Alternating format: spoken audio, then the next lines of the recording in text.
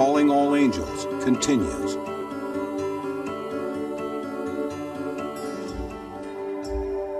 I want to become either a firefighter or a police officer because I want to help people. Call all angels, call all angels. Walk me through this helping people to like maybe fight crime or something. I want to be a cosmetologist, house designer, clothing designer, maybe a teacher. Oh, I want to be a backup dancer for Britney Spears.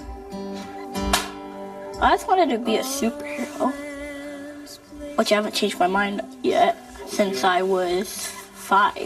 heaviness, oh, the heaviness. I just want to be able to have a family to where they would care about me and take the time to sit down with me and to talk to me about my issues. To see my dad again. Don't leave me alone.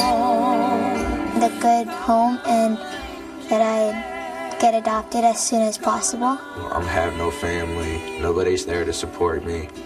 Life's real bad. Some other kids don't know what it's like and they just think that your life is normal. 'Cause we're not sure how this goes. If you could wave a magic wand and have one thing tomorrow, what would help the most for these girls? That's a good question. I would want for all of our girls, our kids, to have one adult in their life that they can count on the rest of their lives. Adults like Robert and Carolyn Hemming, who looked through a picture book of foster care kids and adopted 3 siblings. The petitions are granted, and the children are now adopted by the petitioners, Robert and Carolyn Hemming. Each of you belongs to each other forever and ever and ever. Judge Michael Nash, head of the Los Angeles County Juvenile Court, with the Boreks. It is now hereby declared, adjudged, and ordered that Elijah Blue Borek, who is now gathered up all the teddy bears, is declared to be the child of Stephen David Borek and Tara Jill Borek. Lucky little children. Not so lucky, Amanda, who was once a hopeful little kid too. I always wanted, to live out in the country with dogs and fish that we could take care of in a little pond and parents that we could, going out and sitting in the yard on a swing with my mom. This is, the last time I ever saw my dad. We made this. Her father died of alcohol poisoning, her mother on drugs. She bounced around to 19 different foster care placements. Amanda is at Maryhurst, and at age 15, studies show her chance of adoption has fallen to less than 10%. I was jealous. I envied all of my friends because they had parents and I didn't. Amanda was 11 when relatives introduced her to drugs and alcohol, masking the pain, creating a craving. A family friend has invited her to visit. Amanda calls to say, "Could you hide the painkillers?" I just want to ask you if you can keep them out of my sight, keep them locked up. You bet, I can do that. It would help a lot, because it's going to be hard. Honey, I know what you've been through, and I sure wouldn't put temptation in front of you. And I know she needs a home so bad. She needs family. She's got a rough life. But we kept seeing girls like Amanda careen between success and self-destruction.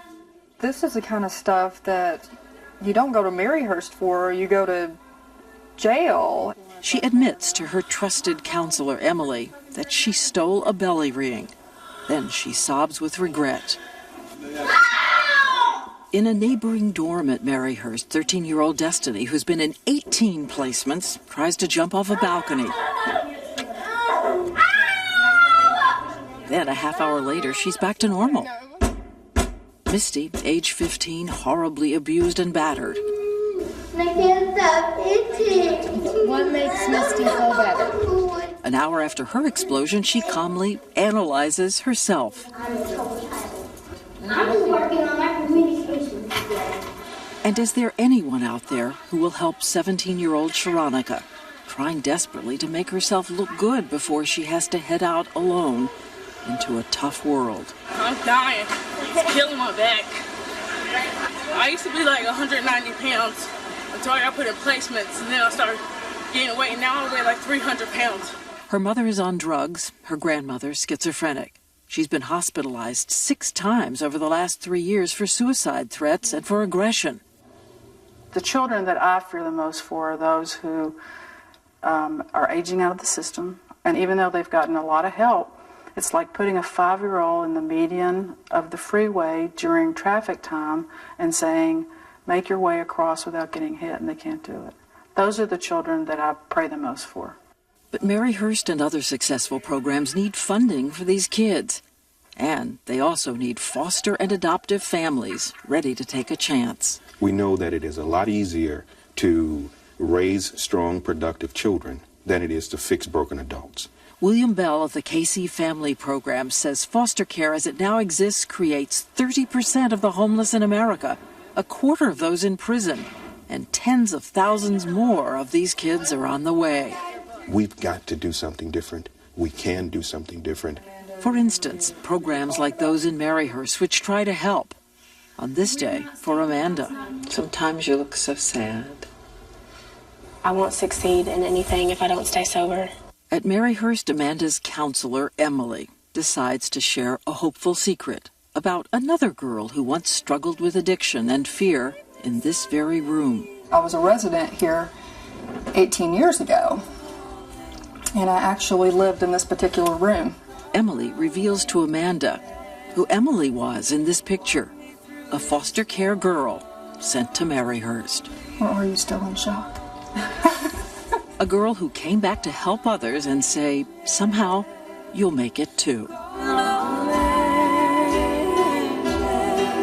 This isn't a job for me. This is a love for me. If somebody cares about you when you're at your worst, and that's for all of us, then we know we're loved. Walk me through this, don't leave me alone.